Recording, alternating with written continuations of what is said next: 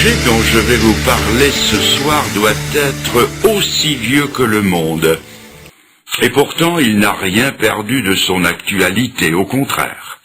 Il est appelé à faire parler de lui de plus en plus. Ce que vous allez entendre ce soir, vous ne l'oublierez jamais, même si vous vous efforciez de ne plus y penser. Ne croyez pas à une sorte de pédanterie de ma part, parce que j'aurais parlé d'une façon telle que vous ne pourriez jamais l'oublier dû à mon éloquence. Non, non, pas du tout. Ce que vous allez entendre sera inoubliable dans le sens que vos voisins, la radio, la télévision, les journaux vous en reparleraient. Je vais vous parler des tremblements de terre. Nous savons tous ce qu'est un tremblement de terre pour en avoir entendu parler ou pour l'avoir ressenti à faible intensité. Pour employer une expression triviale, pourtant due à la plume d'un savant, un tremblement de terre, c'est la croûte terrestre qui se met à vibrer un peu à la façon de la peau d'une vache quand une mouche vient la taquiner. Mais ce qui nous intéresse, c'est de connaître les causes des secousses telluriques. Et en voici deux. Premièrement, une cause naturelle et physique. Comme la peau d'une vache tremble sous l'effet d'une irritation, de même la croûte terrestre vibre sous l'effet de certaines irritations. Au temps où la science faisait ses premiers pas dans ce domaine, on croyait qu'il se produisait des crevasses dans le fond des océans et que de grandes quantités d'eau entraient en conflit avec les masses incandescentes au centre de la Terre, produisant de gigantesques déflagrations dont nous ressentions les effets en surface. Cette théorie dite du catastrophisme a été abandonnée et remplacée par celle des plaques tectoniques et de la dérive des continents. Pour plus de renseignements, prière de s'adresser aux travaux de l'éminent volcanologue que fut le regretté Haroun Tazieff. Voici un court extrait de ce qu'il écrivait dans un journal de la presse helvétique. Je lis. 100 000, 500 000, 1 million de morts en l'espace de quelques minutes. Imaginez-vous que cela puisse arriver autrement que par le déclenchement de quelque absurde guerre nucléaire? Non, sans doute. Et vous avez tort.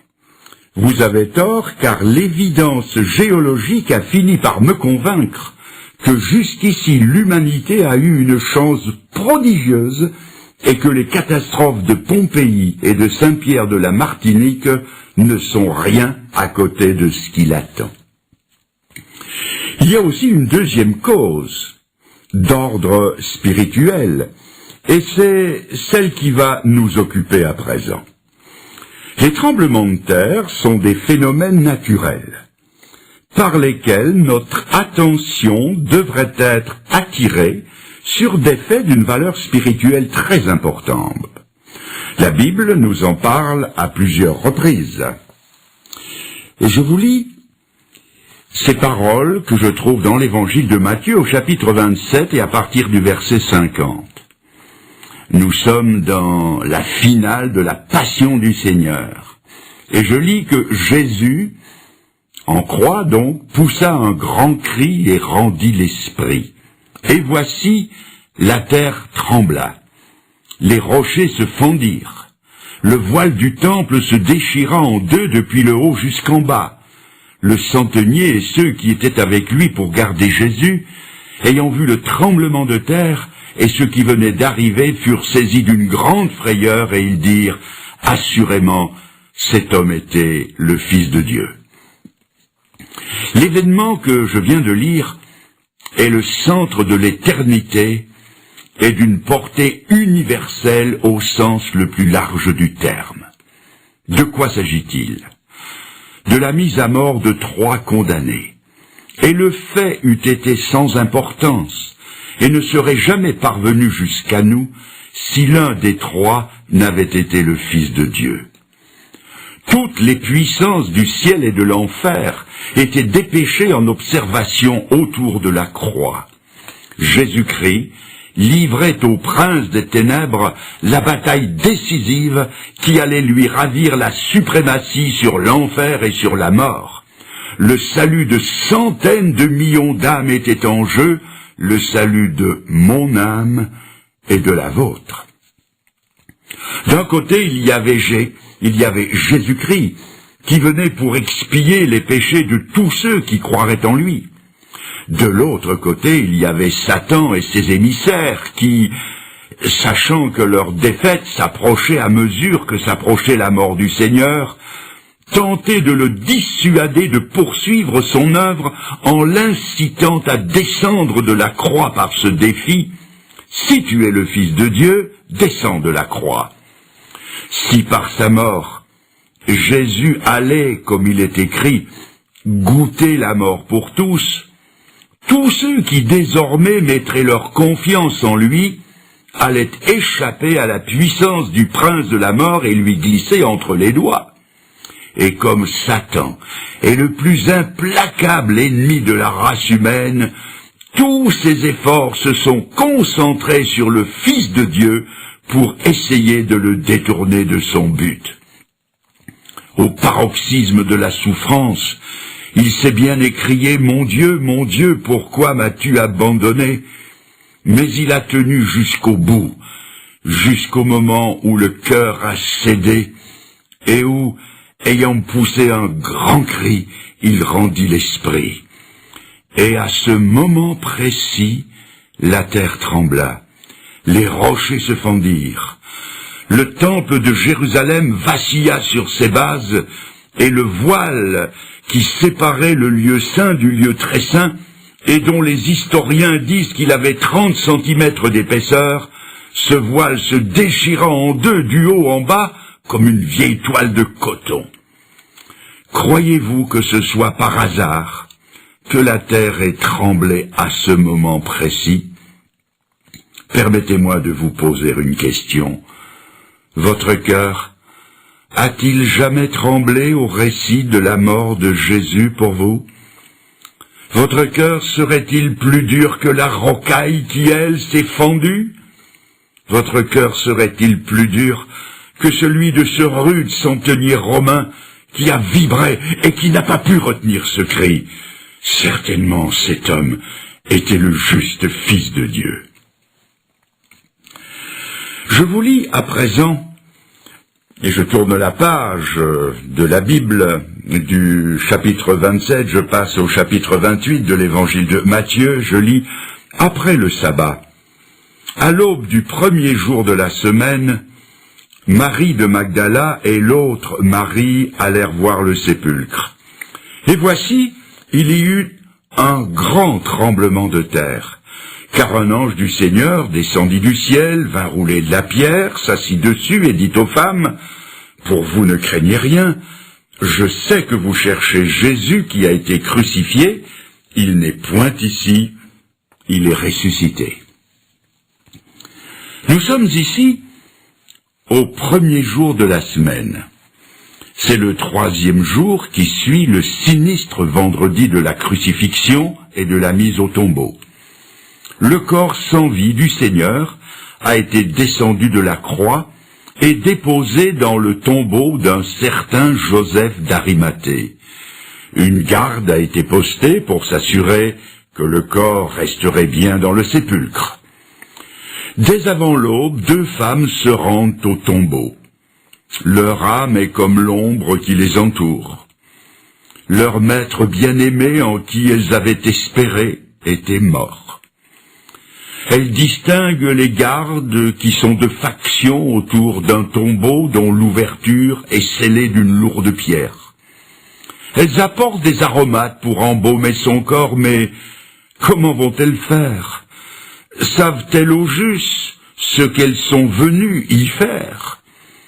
Tout à coup, à 3 jours d'intervalle, la terre se met à trembler au point que les sentinelles prises de panique tremblent de peur. Un personnage éblouissant de clarté roule la lourde pierre et s'assied dessus. Et le tremblement de terre est accompagné de la nouvelle la plus stupéfiante qu'oreille humaine ait jamais entendue. Il n'est pas ici, il est ressuscité. Un tremblement de terre a salué l'annonce de la résurrection de Jésus-Christ.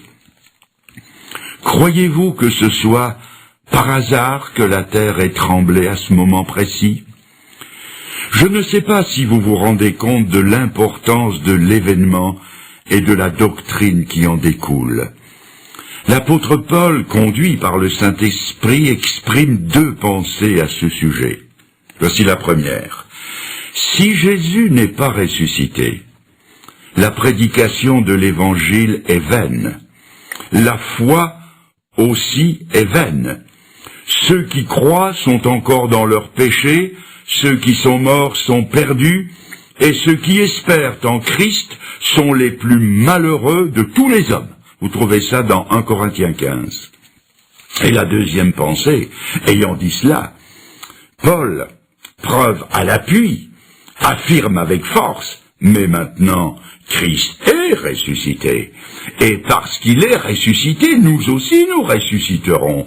Nous serons tous changés en un instant, en un clin d'œil, à la dernière trompette. La trompette sonnera et les morts ressusciteront incorruptibles.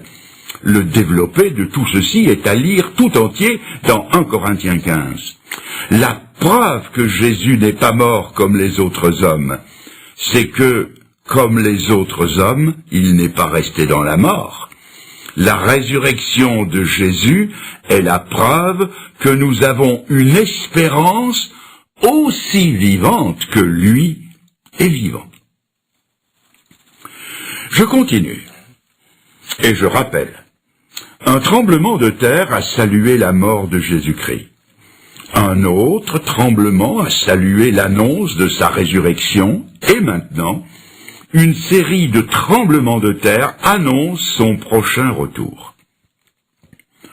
Avant de quitter les siens, le Seigneur ne les a pas laissés sans consolation.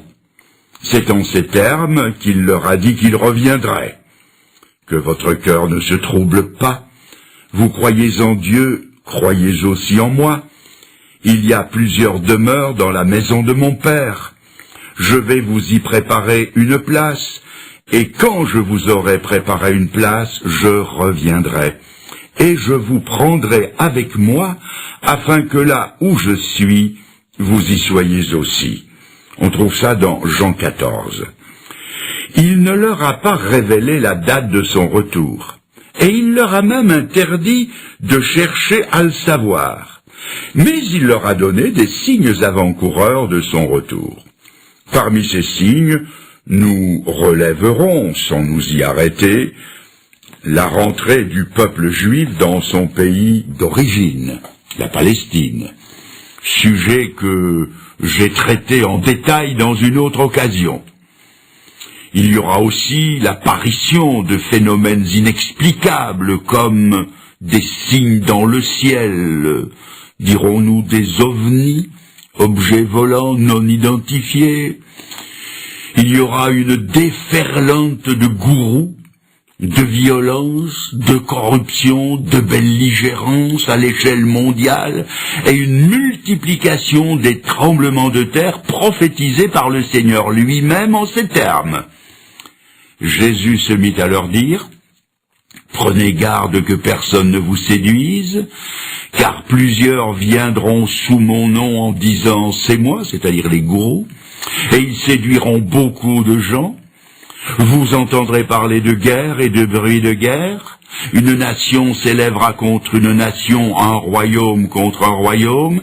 Il y aura des famines, il y aura, et je souligne, il y aura des tremblements de terre en divers lieux.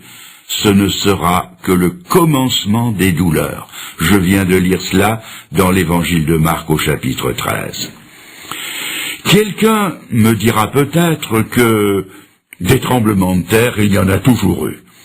Et que par conséquent, ils ne peuvent pas être un des signes du retour de Jésus-Christ.